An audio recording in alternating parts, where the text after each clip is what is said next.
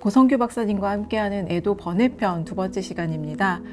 자살사별자들이 마음으로 쓰는 부고라는 부제로 올해 3월부터 애도 시리즈 내보내고 있는데요. 저는 인터뷰를 하고 있는 김지은입니다. 안녕하세요. 저는 한국심리학회 자살예방분과위원장이자 애도상담, 임상심리학자로서 자살사별자 애도상담을 좀 전문적으로 하는 그런 사람입니다. 반갑습니다. 애도 시리즈로 만난 인터뷰이들의 사례, 그리고 우리가 자살사별이라는 상실을 어떻게 받아들이면 좋을지 여러분에게 도움이 될 만한 포인트를 쏙쏙 짚어서 말씀해 주실 텐데요. 흔히 자살사별이라고 하면 가족에 국한된 얘기라고 생각하기 쉬운데요. 사실 고인과 심리적인 관계에 따라서 상실감은 가족 이상으로 클 수도 있죠. 그래서 2회, 3회에 나왔던 이 연인 자살 사별자들의 얘기를 가지고 오늘 고성규 선생님과 얘기 나눠보려고 합니다.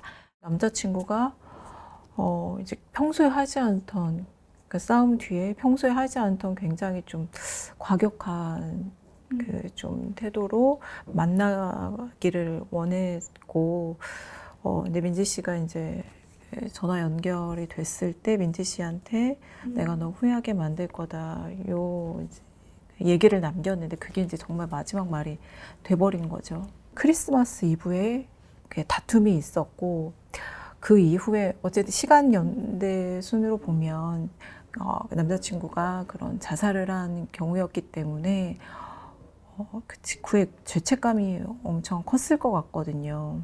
이 죽음은 이유를 정확히 알 수 없는 죽음이라서 더 그래요. 그러다 보니까 그걸 찾는 과정에서 그 전날에 어떤 사건, 사고가 있었다, 어떤 말을 했다, 이게 너무 크게 다가오는 거죠. 완전 전경으로 와서 나머지 것들은 다 이렇게 잡아먹는 것 같아요. 그래서 근데 이제 다행히 민지 씨는 어떤 여러 자기 어떤 애도 상담을 받거나 여러 적극적인 어떤 애도 과정을 거치면서 시야가 이렇게 좀 확산된 것 같아요. 그래서 나는 도미노의 맨 끝에 있는 하나의 어떤 작은 조각이었을 거다라고 이제 이해를 했는데, 그런 과정을 겪지 못한 많은 분들은 여전히 그 어마어마한 어떤 죄책감에 파고 속이, 실제로 특히 자녀를 사별하시는 분은 내가 직접적으로 아이를 죽였다라고 말씀을 하시는, 실제 그렇지 않지만 그 정도로 굉장히 이글이글하는 그 죄책감을 경험하시는 경우가 되게 많고, 예를 들어 그 전화를 받았어야 됐다, 아니면 가봤어야 됐다, 이런 것들을 이제 무한히 생성하시거든요. 가끔 죄책감이 어떤 역할을 하냐면 죽음을 받아들이지 않는 역할을 또 해요. 내가 이랬어야 됐는데, 이랬으면 살릴 수 있었을 텐데, 죽음을 인정하는 거, 이 사람이 없는 현실이 더 고통스러우니까 그냥 내 죄책감에 빠져 있는 거, 그게 회피의 방법일 수도 있고, 혹은 내가 이렇게 나를 가혹하게 막 자책하면서 하는 것이 그 사람에 대한 애도라고 생각하기도 해요. 평생 속죄하면서 살겠다. 근데 그게 속죄가 아니거든요. 자연스러운 과정이기 때문에 일단은 그 내가 죄책감을 느끼는 어떤 것들을 한번 쫙 이제 리스트업을 해보는 거예요. 내가 느끼는 이 죄책감이 맞나?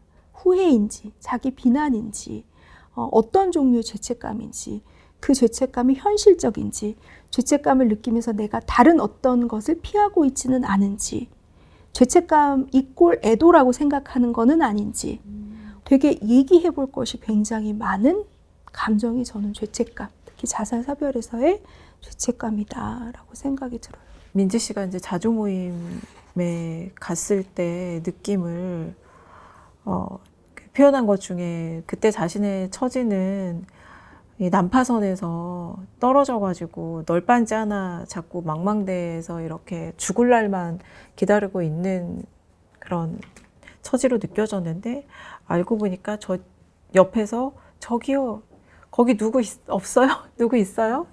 자기 같은 처지의 사람들이 알고 보니까 주위에 많이 있었다는 거. 그런 게 좀 위안일 수도 있겠다. 큰 위안이겠다 생각을 했어요. 네.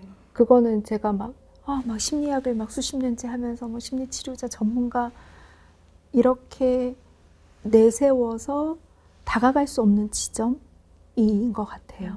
같은 경험을 한 사람들끼리 모여서 나누는 그들끼리의 어떤 강한 연대, 유대감, 이거는 어떤 한 애도 과정에서의 순간을 넘게 하는 굉장히 중요한 힘이 되더라고요.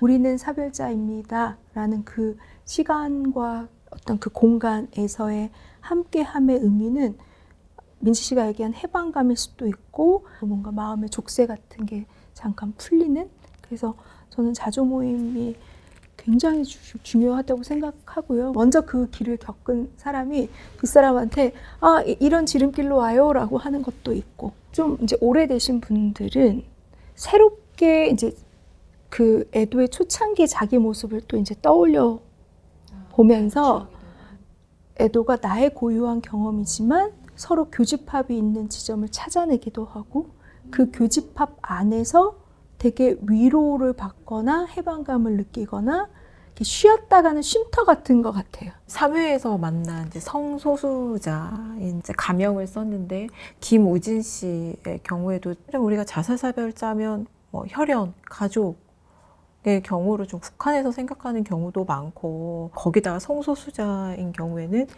이런 자살사별이라는 큰 상실을 경험한 걸 쉽게 얘기할 수가 없는 뭔가 이중 삼중의 또 고통이 있지 않을까. 간단히 얘기하면 내가 애도를, 그러니까 슬픔을 표현하는 것을 이렇게 사회적으로 인정받지 못하는 그런 관계에서의 애도를 이제 박탈된 애도라고 하는데, 예를 들어서 아이를 뭐 사산을 했다거나 아니 뭐 태어난 것도 아닌데 뭐 이런, 그게 뭐 애도의 대상이라고 생각을 하지 않는, 혹은 어린아이들은 뭘 한다고 무슨 애도야. 애도의 권리를 박탈하는 거죠.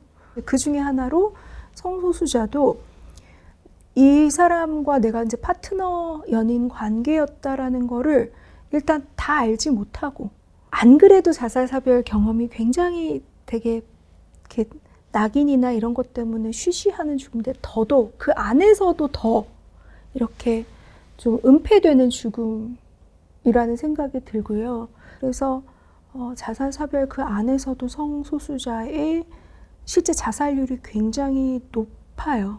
또 실제 수년이 지난 다음에 이제 성소수자 그런 그 차별 반대 행동 행사 같은 데서 성소수자 자살률이 말씀하신 대로 굉장히 높으니까 추모 공간을 만든 거예요. 거기서 이제 본인이 처음으로 그런 편지를 써서 안전하면서도 또 개방된 공간에 게시를 해서, 그때 다른 사람들이 그 편지를 읽고 또 와서 안아주고 이런 경험을 하면서 처음으로 약간 그런 추모와 또 위로를 받는 감정을 느꼈다, 이런 얘기를 해줬는데, 그 이후에 이제 다행스럽게 자조 모임에 참여를 하게 돼서 설명이 필요 없는 그런 공간이 여기구나, 이런 생각이 들었다라는 얘기를 해줬죠. 이런 자조 모임이 좀 많이 생기면 좋겠다는 생각이 들었어요. 저는 다양한 컬러의 자조 모임이 많이 생겼으면 좋겠어요. 우리가 죽음의 이야기가 다양한 것처럼 남겨진 사람들의 경험도 굉장히 다양하기 때문에, 그래서 외국에 보면 그런 자살 사별 당사자의 단체들이 되게 많거든요. 그래서 많은 활동들을 해요.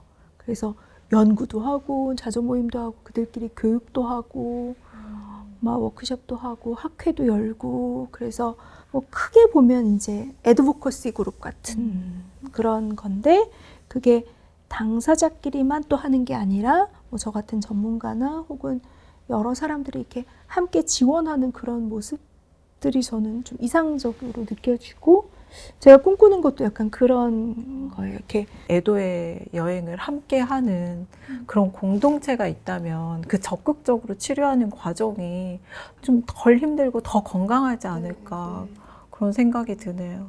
덴도 아라타라는 일본 작가의 애도하는 사람이라는 소설이 있어요. 전국을 돌아다니면서 애도하는 사람의 이야기예요. 내가 알던 알지 않던. 소설의 주인공이 정말 그냥 그 사람을 애도하는 사람이라고 불러요. 근데 그 사람이 그냥 신문 기사나 아니면 미디어에 노출된 어떤 죽음을 기사를 보고 그냥 거기를 가요. 그냥 애도를 하는 거예요. 그 자리에 죽음을. 가서. 네. 기억해 주는 거예요. 사람이 항상 모르는 사람이잖아요. 근데 그 사람에 대해서 뭐 주변 사람이나 가족들한테 물어볼 때 어떤 걸 물어보냐면 이 사람은 사는 동안에 누구를 사랑했고 누구한테 사랑을 받았고 어떤 감사를 이렇게 감사하다는 얘기를 들으면서 살았는지 이것만 물어보거든요. 다른 건 안 물어보고.